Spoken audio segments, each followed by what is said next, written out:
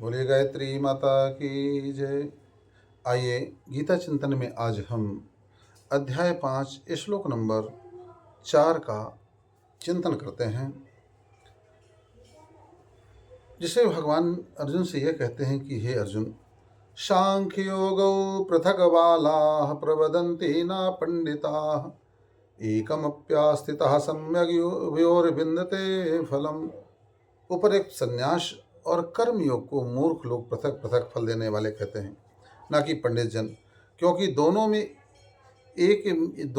से एक में भी अगर सम्यक प्रकार से स्थित पुरुष, दोनों फल रूप परमात्मा को प्राप्त होते हैं। देखो भाई, भगवान से योग बनाने के रास्ते होते हैं, मार्ग होते हैं। उनमें से मुख्य रूप से हमारी सनातन संस्कृति में योग के 3 मार्ग हैं: भक्ति योग, ज्ञान योग और कर्म योग। तो कोई व्यक्ति भक्ति के माध्यम से भगवान तक पहुंचता है, कोई व्यक्ति कर्म के माध्यम से भगवान तक पहुंचता है, कोई व्यक्ति ज्ञान के माध्यम से परमात्मा तक पहुंचता है।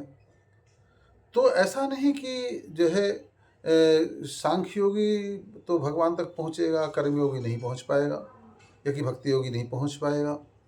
जैसे कहीं किसी गंतव्य तक पहुंचने के लिए भाई कई प्रकार के साधन हो सकते हैं। कोई बस से जाता है, तो कोई ट्रेन से जाता है, तो कोई वायुयान से जाता है।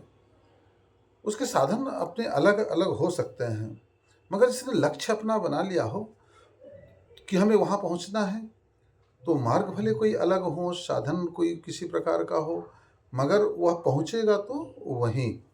ठीक इसी तरह से जब कोई व्यक्ति अपना लक्ष्य परमात्मा को बना लेता है, तब वह चाहे ज्ञान योग में स्थित हो, चाहे वो कर्म योग में स्थित हो, चाहे भक्ति योग में स्थित हो, किसी मार्ग से भी चले, मगर चलेगा तो जो है पहुँचेगा तो कहाँ?